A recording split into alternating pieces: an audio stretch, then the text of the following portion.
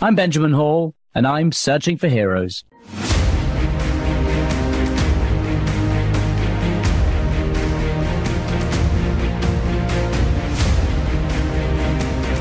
Ladies and gentlemen, thank you again for joining us this week. We have it's a special episode this week, and that's because we have on an interview that I did when I was in Israel. And I spoke about this last week. And I spoke about how I felt when I did this interview. And it's with this incredible woman. She's 21 years old. Her name is Maya Regev. And she was held prisoner by Hamas inside Gaza. There aren't many words for this. And she lays it out perfectly. And I want you to listen to her, listen to the resilience that she finds. And I know that her strength would inspire me. And I hope it will inspire you as well. You can also see her interview on the screen in my special Surviving Hamas on Fox Nation. And, well, I hope you enjoy it. Thanks again for listening. When you first got to the festival, were you going to camp there? What was it like when you arrived? We were planning just to go spend the night dancing, and then we had like a camp area, so we were planning to sit there after with a few of our friends and just go home. It was a festival, it was a party for peace. Yeah. I mean, for peace, for love, for freedom, for happy, and everything got ruined. And then, Can you tell us about what happened that day? What time it first? What you were doing at that time? So I remember I was with Itai, my brother, and Omer, one of my best friends, who was still there in Gaza. We were dancing, the three of us, and then at 6:29, they shut the music down and they told us that there are rockets. At first we didn't understand, and we thought okay, few rockets, in a few minutes they will play again and we will continue dancing. We didn't thought that it will be we didn't thought that it's that big. So we were a little bumped, but then they told us just go. They told everybody to leave the party, to leave the area and go into the cars and just drive home. But again, we didn't thought it was that big, so we were very easy and why? So we had so much time left for the party. We were so how do I say it? We really wanted to continue partying. When the sun rise, it's the best time at the party. So at the moment it happened, everything got ruined. Yeah. So we were walking to our cars. I remember talking to my parents, just sending them text messages, telling them that everything is okay and they don't need to worry. We'll in 1 hour we will drive home. Because usually, the rockets happen quite often. You don't think at that point that the rockets are a big event? No, nothing. It's it happens a lot in Israel, so we weren't very worried about what's going to happen. But then we saw that it's not stopping. It was 1 hour, 2 hours of rockets. They didn't stop. And then I remember us standing near the cars. We're drinking a little water, and we told our parents that at the moment we will feel better, we will go and drive, because we didn't want to drive when we are not. It's more dangerous to be inside the car when there are rockets than outside. So we waited for everything to stop. But then I remember some police officers telling us that there are terrorists, Hamas, that are in Israel, and they killed someone. So that was the first time that you heard that there were terrorists. And did the police officers immediately tell you to get out? Did they tell you how close they were? No, they also, I didn't think that, I think they didn't also knew how big it was, because they weren't very go away and just run and that kind of thing. They just told us there are terrorists, just go in your cars and drive, be safe. And when they tell us terrorists, so I think to myself, okay, 5, 6, we are 3,000 people here. What are the odds? And soon the army will come and they will kill them, and I will go home to my family. I will tell them that I saw a terrorist and and I'm okay. But then I remember us going inside the cars, driving like for 1-2 minutes, and everyone yelling, telling to everyone, get out of the cars, leave the cars there, and just start running to some open area that the police told everyone to go to. So at that moment, it was only me, Itai, and Omer. We were also there with a lot of friends, so everyone just got lost in the way. We were running, and everywhere we ran to, we heard gunshots. So we ran to that direction, and then we heard gunshots from there. And then that way, we were surrounded, like we had no chance. And then that was the moment when we started a little bit to freak out, because you hear it everywhere, but you can't see them. So we were so scared that it's going to hit us, and we just don't see them. And also the whole time I was with my father on the phone. I talked to him. I didn't want to scare him. I didn't want to tell him that we hear gunshots. So I just told him that I'm okay and we are looking for a way to get out. I remember him telling me that he saw a video of a truck with like 10 terrorists in Sderot, and they are just driving in the road. And again, it didn't scare me that much. And I said, okay, I'm not in Sderot, so I'm okay. But you were, at this point, you were hearing gunfire in everywhere. all directions, all around you. Yeah, but and everyone is running hysterically. Everyone, like tons of people. At some point, I asked for Omer and Itai if we can hide, because I was very scared and we saw a lot of holes in the ground. So I said, let's go inside and put like leaves above us or something. And they didn't want it to, and I didn't want to stay alone, so I ran with them. And at some point I asked them again, and they said okay. And at the moment we started to go down to the hole, Omer Shem Tov got a phone call from Ori Danino, who is also still there in Gaza. He was already outside of the party area, and he heard that we are inside, so he came back to save us. So he told Omer that he is coming to us to take us. We got in the car. Ori drove. Omer sat near Ori, and me and Itai were together at the back. Omer is asthmatic, so he had a really hard time to run. Itai wasn't feeling so well, and I had a panic attack. Like everyone was big of a mess.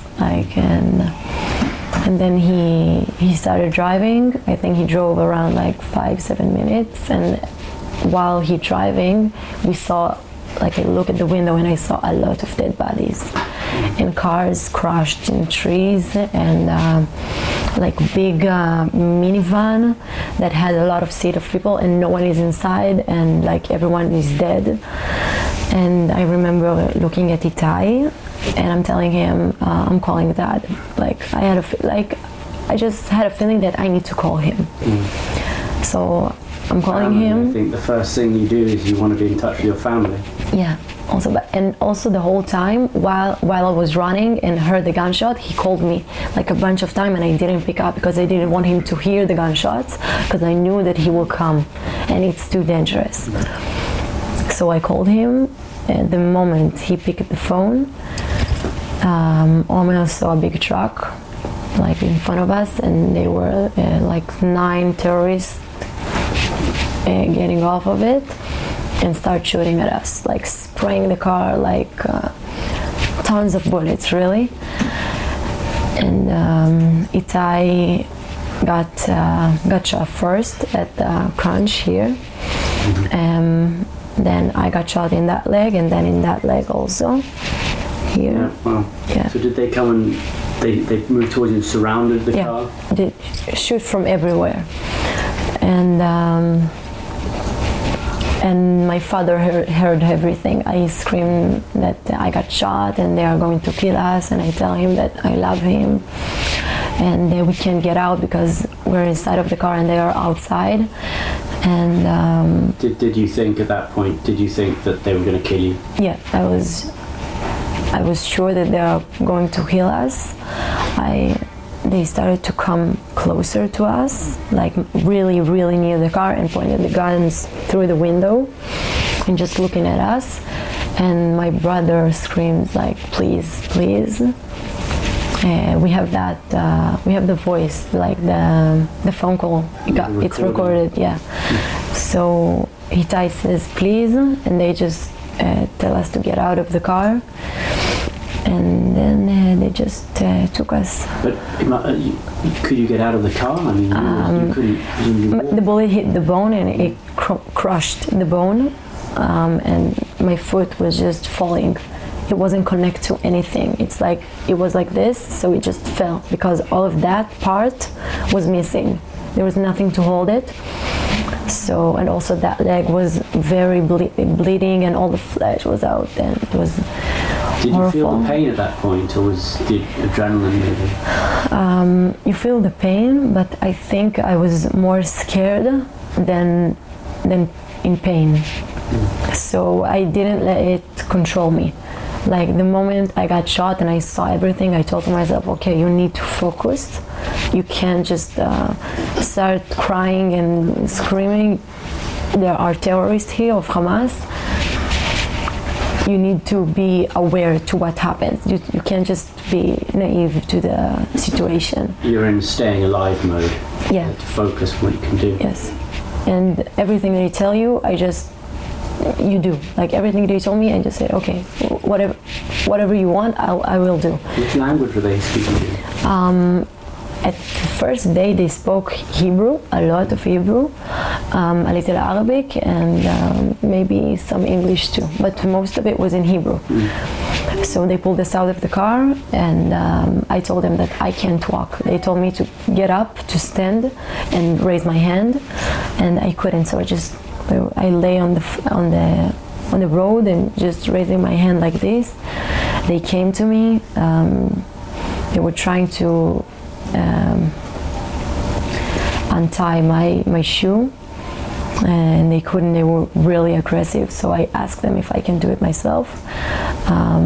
I stopped him and I told him, let me do it myself, and I did. And then I saw that my leg is, I thought at this moment that I'm going home without a leg. Like I always knew that I will go home. I didn't know how long it's going to take, but I always knew that I will see my family again.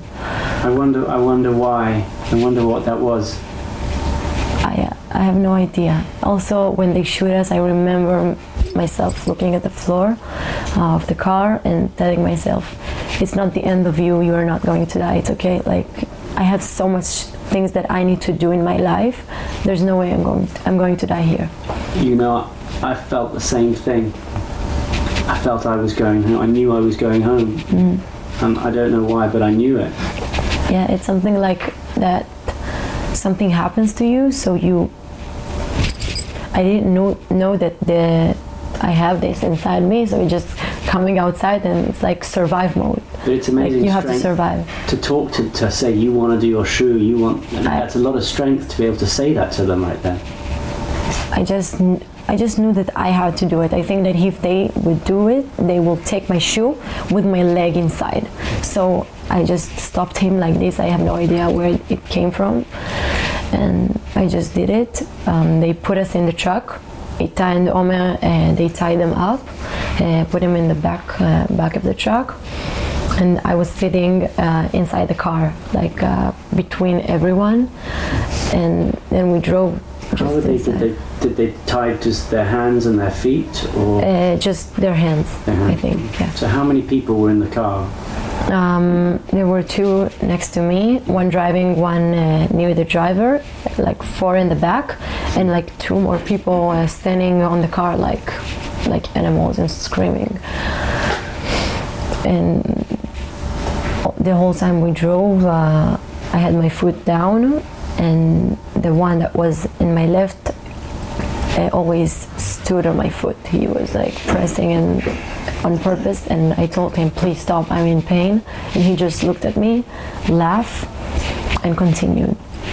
And every time I had like a little scream, because the roads are not smooth, like it's like this, so everything, I feel the bones like touching each other. So I was in a lot of pain, and every time I screamed, even a little bit, they scream at me. So I had to be very quiet. I had to suffer quietly. How do you? I mean, it seems like such cruelty to want to hurt somebody who's already in pain. I mean, how do you think? What do you think of that? I have no idea. It's their happy. It's what they live for, I think. They love the death. They believe that if they die, if they die while they kill a Jew, they have a better life. I have no idea. It's how they feel happiness and joy. It's really cruel. So how long were you in the truck for? I think we drove around 10 minutes. They also did like they drove in the city just to show everyone what they caught, and screaming Allahu Akbar, and I was with my head down because I didn't want to look at everyone. I didn't want that everyone will see me. So one of them just grabbed my hair, grabbed me by my hair and pulled me back so everyone could see my face.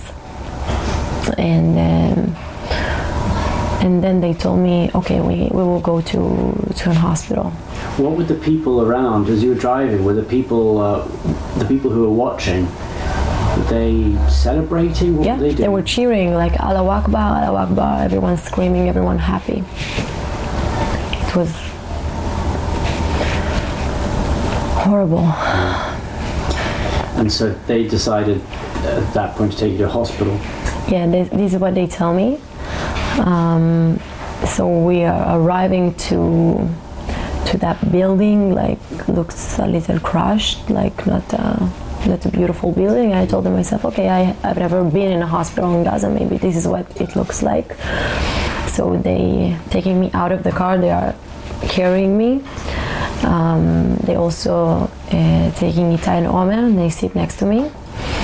And then one of them just opens a hole in the ground, and I remember myself looking at Omer, and I tell him, and we can't talk. We have no words. We're just shocked. Like, okay, we both understand that we are going now to the tunnels, and you always hear about the tunnels of Hamas, but I've never even once thought to myself that I'm going to be kidnapped and taken down to the tunnels. Never in my life. What, was that just a small little hole? Yeah, like something like this. Like there was a big bucket where they put us in and just take us down like this, like 20 meters. Wow. Yeah. So all of you, there was no ladder, they just dropped you down. There was a ladder, but they just dropped us down. I couldn't walk, also Itai, but they just decided to put us all down like this. Uh-huh. And then there were people waiting for you at the bottom? Yeah, there were one people waiting for me at the bottom, and I asked him for help because I couldn't walk. I told him the whole time, I'm holding my foot like this, so it won't fall. I connected it to my leg because if I did, it would just swing and I felt so much pain. So I had to hold it. So I remember asking him for help because I couldn't walk. Also, this leg was hurt, so I was in a lot of pain in both of my legs. And he tried to carry me, but he couldn't. So he just pulled out his gun and loaded it to my face, just put it between my eyes and tells me, Yalla, walk. And I understand now that I need to walk, and if I won't jump on my one leg, so I will probably die here. So I left my foot swinging and jumped on one leg like for 10 minutes. And what were these? Were the dark tunnels? What were they like inside? It was like very, very short, like around 1 meter and maybe 30 centimeter, dark, very, very little light. sand on the bottom and a lot of rocks, so it wasn't nice. And also they took off our shoes, so we had to walk with socks. But I also remember Itai screaming to me. When I tell the one terrorist that was with me, I told him that I can't walk. Itai screamed to me, Maya, you can do it, walk. And helping you there, knowing that you had to do it, yeah. That gave you some strength. Yeah. I also heard him, so I know that he's okay. And we are arriving to that one big room, and I see Itai and Omer there, and like 8 terrorists, all of them armed with a Kalashnikov, gun, knife, everything you want. And just imagine they have on them. And I remember one of them standing up. I lay on the floor on my back. One of them stood over me with a knife, just looking at me in my eyes and smiling. And I thought to myself, okay, either he's going to cut off your foot or he's going to torture you with the knife. Only bad things are going through my mind, and I look at Itai and he tells me, he looks at me and he tells me, Maya, we are going to die here. And I'm just doing him like, I can't speak, and I'm just nodding my head. And he just put the knife down. And then someone came to look at my leg, and he understood that I really needed to go to a hospital because I lost a lot of blood. So he's just taking me out of the tunnel. Another way out, like we came out from somebody's driveway, I think. How far did you have to, did they carry you at any point, or were you still having to hop? Still, it took me a lot of time because it was very painful. And at the way out, I had to go up in a ladder. Climb up? Yeah, climb up. You had left your brother at that point? So no, my brother came with me because he also got shot, so they took both of us. And Omer was, we didn't see him, we didn't saw him at that point. Mm-hmm. So I had to climb up, and I couldn't because of my leg. And I just, one leg on the ladder, and with my hand just lifting myself up. And I remember asking from the terrorist that was near me if he could please hold my foot. And I'm just going up and I'm thinking, please, just, I hope that he won't do something stupid, just not pull my leg, not do anything. Just climbing as fast as I can. And then they put us in a car, me and Itai, and drove to a hospital. And we arrived to the hospital, and the driver and the terrorist were outside of the car, just looking above to see if there are some airplanes of our army. So, because they didn't want them to see us. So we were in the car for around, I think, 20 minutes, and it was very hot in the car. Just waiting before it's clear for you to get out. Yeah. Were you able to talk to each other at that point? Me and Itai, yes. So I remember that I started to feel very weak because I lost a lot of blood, and I tell Itai that I started to say goodbye because I feel that I can't talk anymore and I have no air in my lungs. And I tell him that I love him, and when he gets home, just talk to our parents and tell them that I love them too and everything. And I tell him that I stopped talking because I have no hair, so I want to keep it. What did you feel? Were you feeling fear at that point? Had you just decided it was the end? Like, were you ready to die? I think I was just like, I started to understand what is really happening, And I thought that if they are not, I also really needed to drink water, and they didn't give us. So I said to myself, okay, if you're going to die, just it will be not peacefully, but it will be slowly, and you have Itai next to you. And he held my hand and everything. And again, I didn't really thought that I'm going to die, but you can't not think maybe I'm going to die. And then eventually they did take you out of the car. Where did they take you to? They take me, someone just opened the door and pulled me. They took me to this hospital room with like 8 people, and a few of them were armed. And they started touching my leg, and I asked them, it was very painful, and I asked them, please, just give me something, give me some painkillers, I can't handle it, because they wanted me to be quiet. So they just put me to sleep, and I remember just waking up in the car with different clothes.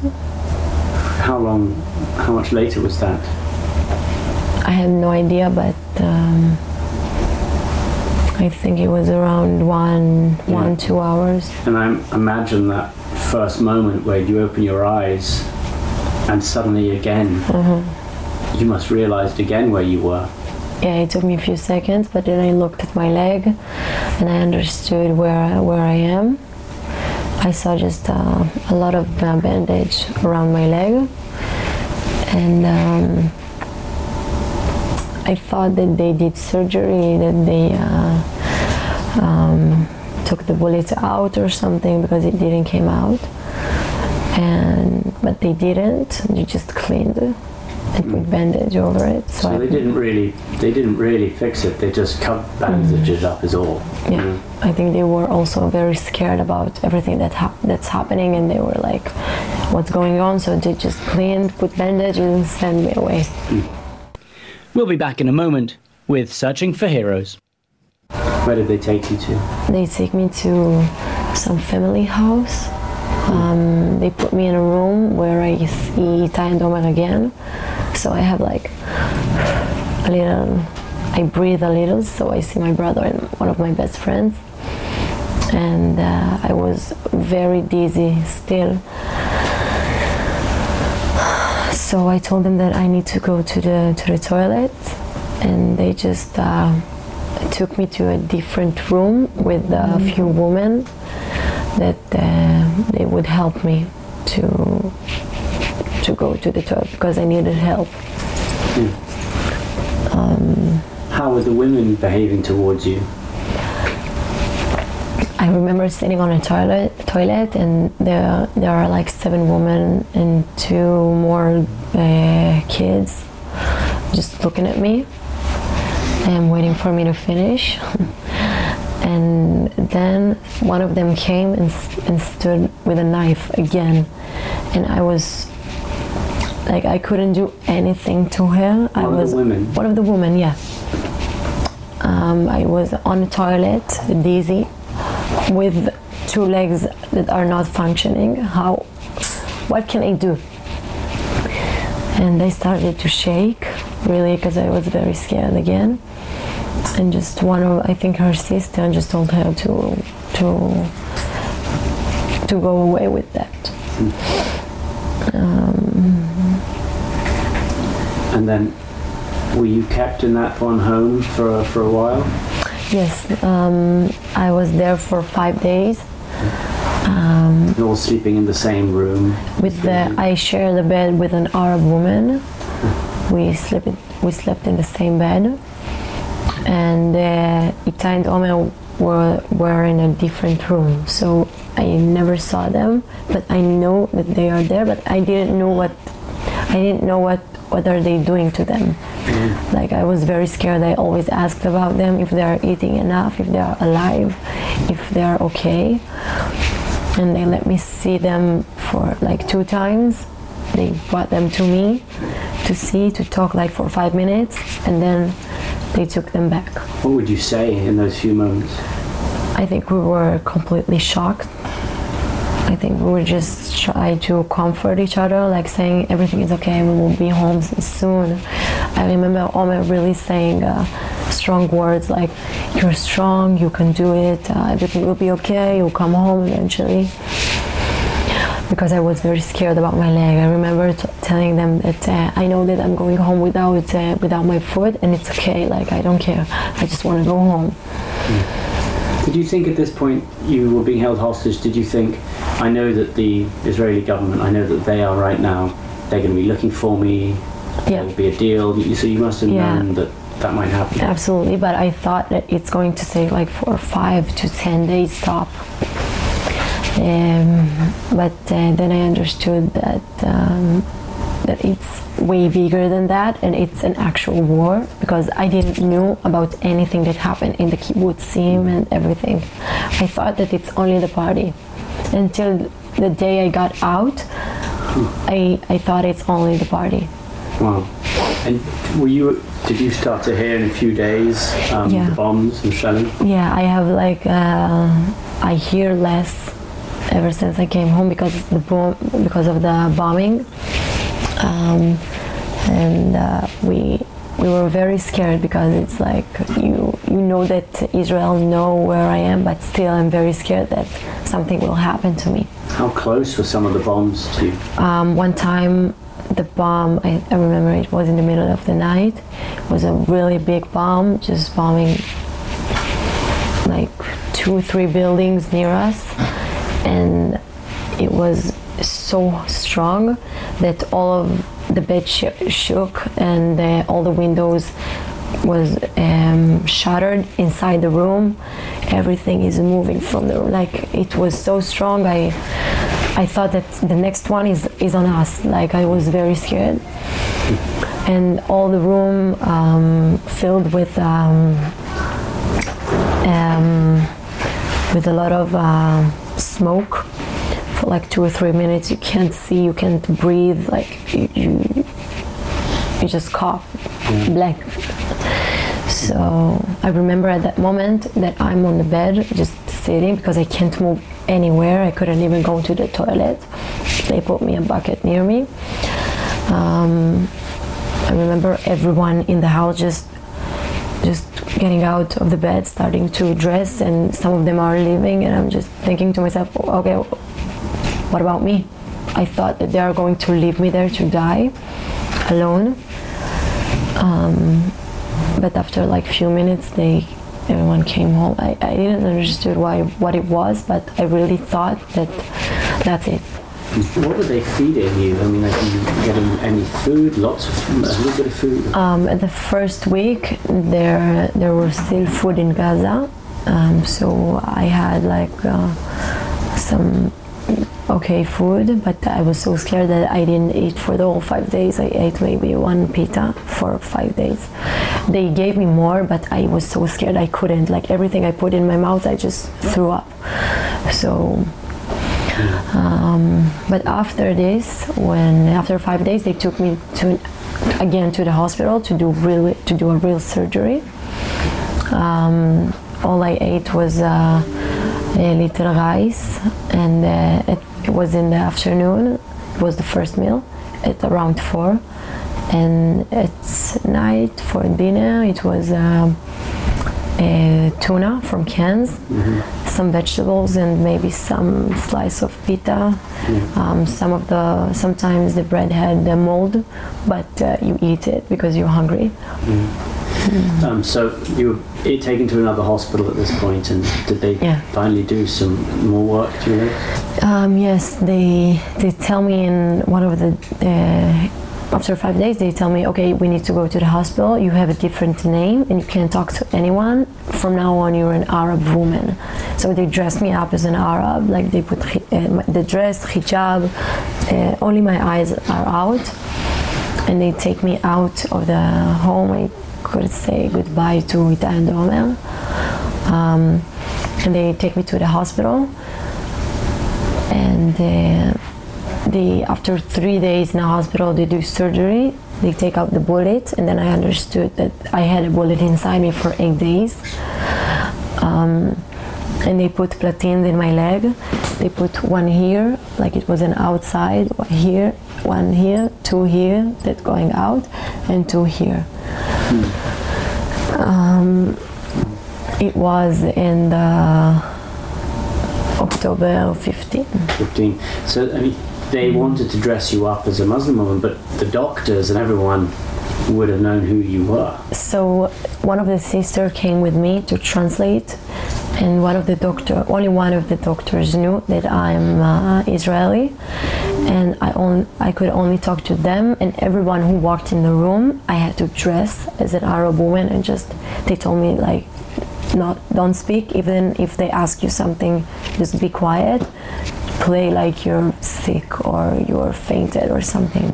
So every little knock on the door, I jump, I put hijab, and I play like I'm very tired. Yeah. Did the doctor say anything to you? Was he comforting? Did he try and help? The doctor, he was the one that brought me food, and he was the one that switched my bandage. At first, we didn't really spoke, and then I understood that he's the one that's responsible for me, like from Hamas.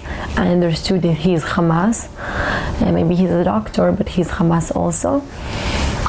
So at some point I understood that I need to talk to him, I need to make some connection with him if I want to get out of here, if I want to get some better food, if I want to get some better treatment. So every time he came, he brought us food, and I started talking to him, ask him. At first he didn't show me his face, he was only with a mask. And then I asked him, what are you doing the whole time? You're not here, you have family. Like, started being friendly with him, starting to tell him some things he wants to hear, like, I'm so sorry for what Israel is doing to you. And every time I say something like this, I says in my heart, please God, I'm sorry. I'm just trying to survive. I don't mean this. And at some point we had some kind of connection, like he trusts me. He started to talk to me a little bit more, tell me about his family, about what he's actually doing. That was sort of escape mode. You were already thinking about what can you do to help yourself and to try and get out. You were trying to think of how to get home. Yeah, I remember he told me that there were two women that Hamas released because they were illness. He told me it wasn't humanity case. So I thought to myself, okay, I'm going to be one of these cases, and I have to make it happen. So because I know that I'm not a kid, so the odds that I'm going home first is very low. And I'm not a mother, like, all of these things. So I told to myself, okay, you need to make it happen. So every time he came, he always told me that he talked to the leaders of Hamas on the phone when he's out of the room. So I told him that I'm in a lot of pain and I need to do more surgeries because they connected my foot to the wrong direction. Like, they connected my foot like this. Yeah, it was like that. Yeah.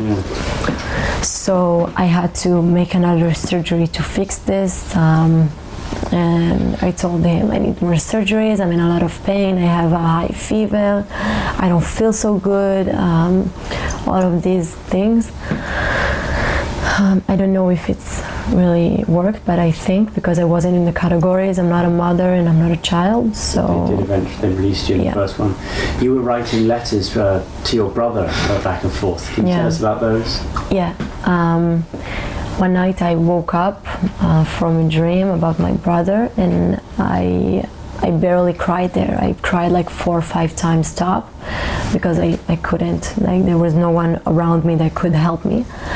So I dreamed about him, and I couldn't stop. I couldn't hold it inside. I just cried. I had like I think also a little panic attack. And they asked me what happened. He also slept in the room with us. We had 2 beds, and I shared the bed with the Arab woman. and he slept on the other. It was like one of those single bed, and we're sharing it. He asked me what happened, so I told him that I dream about Itai and I need to hear from him. And he told me that it's not possible, and I told him I don't care how. Let me talk to him on the phone. I want to see him. Take me to him. Bring him to me. I don't know how. I need to hear from Itai. So at the end of the day, we were arguing, and then he tells me, "Okay, I tried to do something." And he brought me a letter from Itai, and then we were passing notes for 3-4 times. You knew it was. How did you know it was from Itai? Because he wrote there. It was in Hebrew, of course, and he wrote there things that only we know about. It was also from Omer, so also things that only me and Omer know about. He called me like in my nickname, and he talked about the family, so I knew it from them. That must have given you a lot of strength to know that they were alive as well. Yeah, absolutely. I think that if we didn't pass the notes, that I would freak out completely, only thinking about what is happening to them, because they mean a lot for me, and if something would happen to them, I don't know what I would do.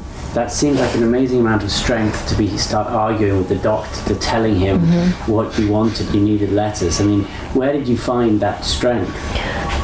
At some point, I understood a little about him. Like I checked the limits every time. I saw where I can get things I want, and where I need to shut up and be quiet, because otherwise he will get upset and scream at me or do something. So I always checked a little bit more. Maybe he would scream at me when I asked again, but he didn't. So I always thought to myself, you're already in Gaza. You got shot in both of your legs. Your parent thinks that you're dead. Try. Maybe he will shoot you again. Okay, maybe I will die in a week. Maybe I will die in 5 minutes. If I don't try, I don't know. Maybe I will succeed. Maybe I won't. Yeah, amazing strength. So how long were you then in the hospital for? 45 days in a hospital room. The doctor had the only key, so every time he got out, he locked the door, and came inside, also locked the doors, and nobody got inside besides the doctor that did my surgery to switch my bandage. And there was one time some different doctor came, and he asked me what's my name, and I told him my Arab name, and he just looked at me and he talked to me and he said Maya, like he knew who I was. And he started screaming at me, and he grabbed me by the platines, like he grabbed me from here and just lifted my leg and started swinging it really hard while he's screaming at me and telling me that I'm a murderer and my people are also murderers and we kill everybody and we are wrong and I deserve everything. And I'm just crying, telling him to stop. And trying to tell him I'm also a victim of this war. I'm also not supposed to be here. I'm completely innocent. But he's just don't care. He was a doctor? Yeah. I suppose it seems a big difference, isn't it, that for them, everyone, women, children, they think that they want to attack everyone. Yeah. It's how can you take a 70-year-old man? How can you take a 5-year-old child? How? You don't have kids, you don't have parents. If you want to fight, okay, fight against the army. I'm not saying that it's okay to take soldiers. Fight fairly. As a soldier. Yeah. The only way is to fight. Yeah. As the days went on, what were you thinking? Did you start to think, they must be negotiating, or it's been too long, or it must soon be over? So I always talk to them. I always ask them what is going on. Every time he came in the room, I asked him, what are the news? Is there anything new? Is Netanyahu said something? Is there a deal? When are we switching? I always talk to them like a lot. So I think they had they had to tell me, because I think I drive them crazy. And he told me that there may be a deal that is happening, and he's trying to put me inside of the deal, because I need to go to do more surgeries. I also told him all the time, I asked him, who is paying for my surgeries? Who is paying for my food? Like, I'm staying here in a hospital room. It's cost money. Who is paying all of this? He told me that Hamas is.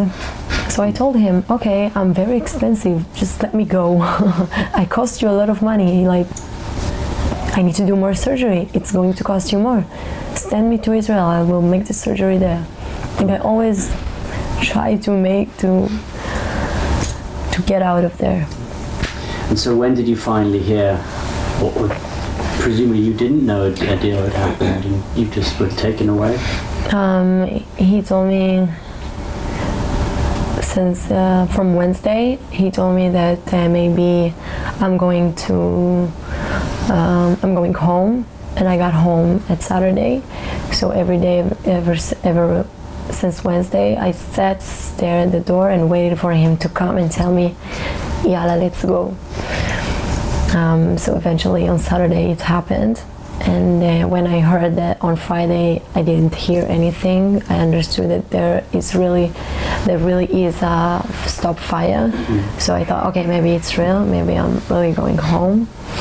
So at Saturday he's coming and he tells me, dress, we're leaving now. Wow, how did that feel? Wow, I was happy, but they lied to me like a lot of times. So I said to myself, okay, don't be so happy. Only when you are arriving to Israel, then you can cry, then you can be really happy. Stay strong. Did they sort of perhaps sometimes trick you earlier? Did they say you're leaving today, or get your hopes up? And then at the first week they told me maybe we are switching, maybe you are going tomorrow. So I stopped believing them.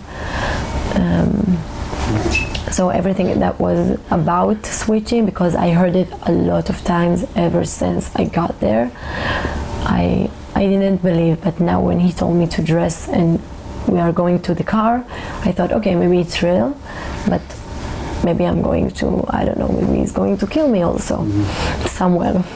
Were you alongside someone in hospital? Weren't you with I was alone. I was with the Arab woman and the Hamas doctor.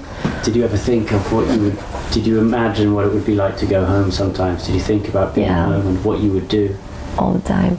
I thought about my family a lot. Like I thought about my last phone call with my father and what he must feel all this time. I thought about my friends. What are they doing right now? I never thought that everything that happened in Israel really happened. Like, I was completely shocked that it was like everyone's life just stopped. And they focused only about the people, only about the war, only about the hostages. I never thought it was like this, but I always imagined myself going back and just staying with my family for the rest of my life, not going to any party ever again. And you will. You did make it back home. Yeah. What was that like? How was the day you were exchanged? What was it? They took me to some place where there were all the people who released that day before the Red Cross. And that was the first time I saw a 5-year-old child and a grandmother and a mother, and I couldn't believe what I saw. And then I got inside and they told me they are from Be'eri, and they told me everything that happens on Be'eri, and I was shocked. That was the first time you had spoken to anyone else, and you automatically started telling each other stories? Yeah. At the first day at the hospital, I saw one person. I first thought it was Arab, but it was an Israeli. We were together for 1.5 days, but he died right next to me from his wounds because he didn't got a good medical care. So I had like a 1.5 day with him.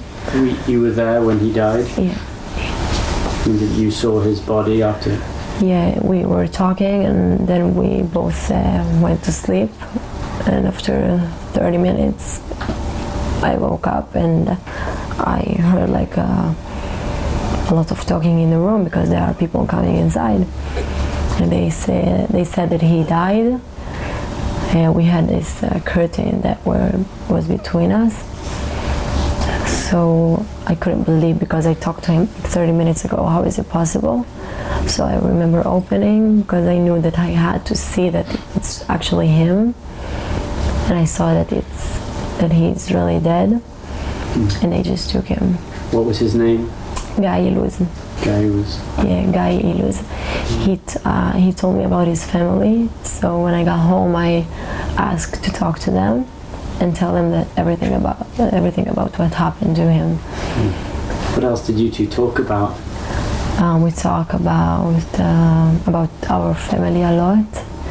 He told me about his best friends that died in the car with him. He was from the party. And he told me that we talked about what are we going to eat when we are going home because we really missed food. What were you going to eat? I said couscous. And he said that he loves couscous, and I told him that on Shishi, when we both go home, he will come to me, to my house, and my mother will make us couscous. So every time I eat couscous, I remember a guy. How did you feel when you found out he had died? I was shocked, really, because it's like until I finally had that little connection with someone, it's gone, and I felt very sad for him because he got shot a lot of times, and they just didn't took good care of him. Where was he shot? One bullet in his left arm and 2 in the back. He told me that he already got caught by Hamas, and then they told him to turn around and shot him again. Just, I don't know, maybe they tried to kill him and they... Talk to me about the night of the release. Yeah. So we were all in the big room, and they told us that we are going home at 4, and I saw that on the car clock that it was 5:30 already. So I asked, what is going on? Is everything okay? And they told us that there might be some delay, and they will update us. So we sat there talking. We had a lot of food there, a lot of water there. Like they wanted us to eat so we won't be home hungry or something. So around 8:30, they tell us, Netanyahu don't want you. Go to sleep. Tomorrow morning we're taking you all back to the places you were. They brought us pillows and blankets and just told us to go to sleep. You must have heard that and been sad. I remember going to the toilet and I started crying really, really hard. And because I said to myself, like, I'm one foot away and going back again. And after at 9:30, 1 hour later, they tell us, Yalla, get up, we're going home. And I just remember telling all the terrorists that were there, like 20, 30 terrorists, everyone armed with everything you want, really. I told them about Itai Regev and Omer Shem Tov. They are my friends, my brother and my friend. They are still there, please make sure they go home too. I felt very bad that I'm going home and they are staying there, because I always imagined us going, the 3 of us together, home. And when was the last time you'd received a message from them? Wow, I remember this. I think October 12th. I brought the notes with me. I hide them in my clothes. Do you still have them? Yes, I have them. It's in my house. Wow. Yeah. I thought to myself, I could never lose them. It's like crazy. More of our conversation right after this. And then finally you passed on, you handed over. Yeah. I remember seeing videos of all the people around. Yeah. And I just remember, they seemed to be so proud of what had happened. They are very proud. I also see a lot of tweets or posts on Instagram that says Happy October 7 and all of these things. When I got released, there weren't a lot of people because it was very late at night. It was like around 10 already, so there were no one around. And there were a lot of cameras of Al Jazeera, and they put me on the Red Cross ambulance, and then we drove to Rafiah, to What Egypt. was that moment like? When did you really realize that you were being released, and what did that feel like? Also, on the ambulance of the Red Cross, I was always scared that maybe someone is going to shoot at the car and I'm going to die. Like, I'm not safe yet. We got to Egypt and they transferred me from one ambulance to another, and then I got to Israel, and when they opened the door I saw a lot of soldiers, a lot of pretty faces, and then they put me on an Israeli ambulance. 2 women and 1 doctor were on the ambulance with me. They closed the door. The moment they closed the door, I started crying. Like, I couldn't believe that it's really happening. And then one of them told me I have a phone call. So they brought me the phone and I talked to my mother, my father, and my little brother. What did you say? What were those first words? At first I was very scared, like, what am I going to say? Like, hi? What do I do? So I said hi, and I hear my mother, and I start crying, and I ask her, everyone is okay? Abba beseder, Abba is okay, Guy is okay, like everyone is okay. And then I hear my father and my brother, and I cry and I tell them, I'm okay, don't worry. I'm coming to Soroka, come to Soroka too. And they told me that they are waiting for me there since 4 already. And then what was that moment like when you finally saw them? I think I've never cried like this in my life. I cried very loudly and I hugged them like, wow. I remember seeing this video really today. Someone took a video of it. I cried like from here. It was the best thing in the world, but my heart is still in Gaza. Like, my brother is still there.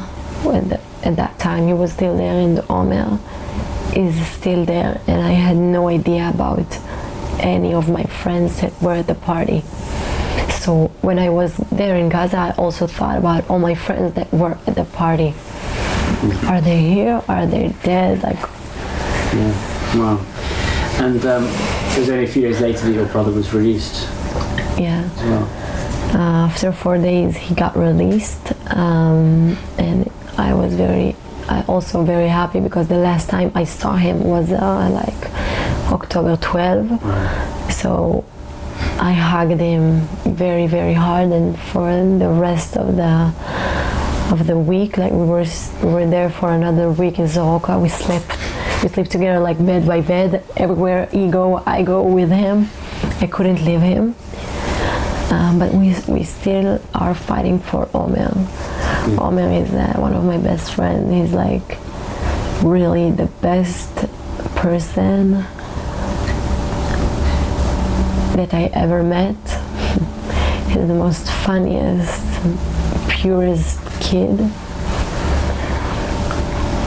and we are waiting for him. Do you and your brother talk about what it was like? Does it help to talk, the two of you, about it? Yeah, I'm very happy that I have Itai to talk to him when I'm in stress or I feel sad or something, because he's the only one that really can understand me. But I'm also very sad that he had to go through all of this. We have each other, but he's my little brother. How is the recovery going now? It's hard. It's not easy. But I have everyday physiotherapy and a lot of treatments and tests that I need to do to make sure everything is okay. I came home with a lot of infections. I still take antibiotics from the day that I came home, and I'm going to take it for another 6 months, they told me. What do you think about the future and rebuilding and looking forward and how your life might pan out? I think that first of all I think about is being well and to heal and to walk again. I was very sporty. I was doing sport ever since I was 3. So to run again, start studying. I really wanted to be a doctor, and just the most important thing is to just tell the world about what really is happening. Like, I'm really trying to do it right now because I still have friends there that I really care about, and I know how hard is it to be there. So I keep fight for them because they can talk. They can scream what they want, so I scream here for them. I try as much as I can. And if you could send a message to them right now, what would you tell them? I would tell them that they probably think that nobody cares about them because this is what Hamas made us think. So I just wanted them to know that everyone is thinking about them here. And us, the families, the friends, are doing everything we can to bring them back home and just keep strong. Yeah. No. If someone was watching this and listening to your story, what would you like them to learn? Like, is there something that you think people need to learn from what's happening? Yeah, everyone thinks that. First of all, a lot of people think that the October 7 didn't really happen. They need to know that Hamas are terrorists. They are army, but they are terrorists. They are not like some government or something. All of them have one thing they want to do in their life, and it's to kill us. Also, the woman that kept me was a teacher. Is that the education that you teach your kids? No one is innocent. No one in Gaza is innocent, and I've been there. I learned it on my flash. A doctor that hurt me on purpose and also drugged me a lot. Teacher that was with me and like saying that it's okay, then what happened in October 7 is completely fine. The fact that they are taking innocent people, kids, like, just people need to open their eyes and understand that it's really happening, and now it's me, and it could be anyone's daughter, sister, co-worker, anyone, but it's me just because I'm a Jew. Thank you so much for talking to us and for sharing your story. Thank you. I think people must see your strength, and hopefully it will give other people strength as well. It's amazing what you're going through. How do you think it's a funny question, but how has it changed you as a person? I think it completely changed me. Like I always say, is that I go to Gaza, like I go inside Gaza 1 mile and I got out another, not a completely different one, but now I look at the world differently. Like I saw things that I don't need to see. Like I'm 21 years old. I'm just a kid, but I saw pure evil that I don't think anyone ever needs to know that it even exists. Like I don't trust a lot of people now. It changed me very mentally, also physically, but mentally. Yeah, but I think I have a lot of more proportions. Yeah, proportions, yes, on life. And do you dream about it? About what happened? Yeah. Yes, a lot of the time. Does it take you back there? Yes, it takes me back. I dream a lot about people coming and shoot me again. People come and try to take me again. I think I can't really heal until everything will finish, until everyone will come home. Because I always feel like I'm here and they're not. Why? It's not fair. Everyone should be here. Everyone should be here with their families. Do you have any hope? Do you think that the world is a positive place, or has that been taken from you? I think it's been taken from me.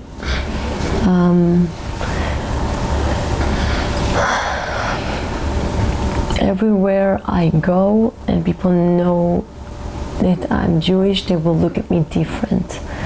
I think I need to be more careful about where I go and what I say in some places.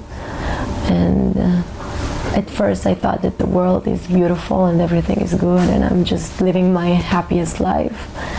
But now I'm dealing with a lot of things that not even people much older than me ever could or are handling.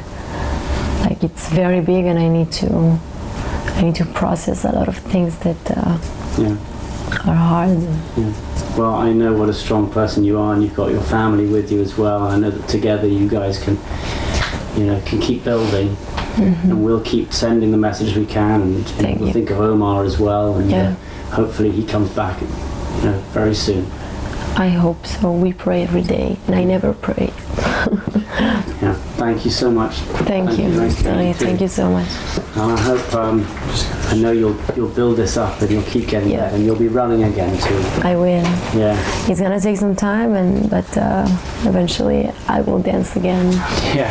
Do you think you'll be a doctor? I promised myself to be a doctor because I told to myself, if you're getting out of this situation, if you're going home, you're learning to be a doctor. So I promised to myself I have to try. Oh, amazing. Yeah. Really well. Wow. Yeah, you see here there's no bone, all of this. Amazing. I think that what you said that also hits a teacher and a doctor. Yes, and everyone there who are supposed to be helping. Yeah. But they're all part of it. Yeah, and when I was in the house, there were a lot of kids, like around 5-year-old kids come, just stare at me, 12 come talking to me about who's my favorite singer. Like it's normal to have a hostage in your house. Like it was completely messed up, but this is how they live. This is what they believe in. Yeah. Do you talk to other people who were there as well? The Mia Shem was here, so I got to talk to her a little, but not so much. I think everyone that came home have to deal with everything, so he's doing it in his own way, because every one of us gone through some different things. Like me and Itai, completely different things. Yeah, completely different, but same. But no, I didn't get to speak to anyone else besides them. What would you like what do you find really helps you at the moment? To be with my family and friends, like people that makes me happy. Yeah. Just thank you so much again. Thank you so much, really. I mean, I'd like to come back in a year and see You're more than welcome. How well it's doing. And I think after terrible things happen, I think you've got to slowly but surely you keep building them. And I know you can do it. You are doing it already. Thank you so much. Thank you, really. Thank you.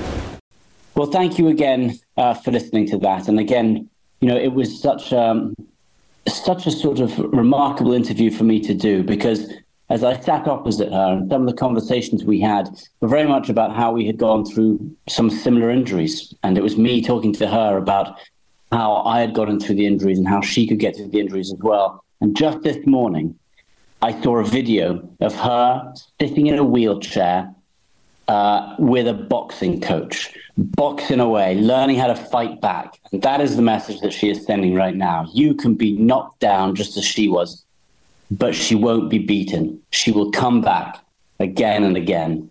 Thank you again for listening. And look, in the future, we may well play more interviews like that that I've done. If you haven't had the chance, go to Fox Nation. You can see the special, Surviving Hamas. And there are other interviews of people who went through similar experiences back on October 7th. Thanks again for listening. I hope you guys are all doing well, and we'll speak to you next week. Thanks for listening to Searching for Heroes. Listen ad-free with a Fox News Podcasts Plus subscription on Apple Podcasts, and Amazon Prime members can listen to this show ad-free on the Amazon Music app.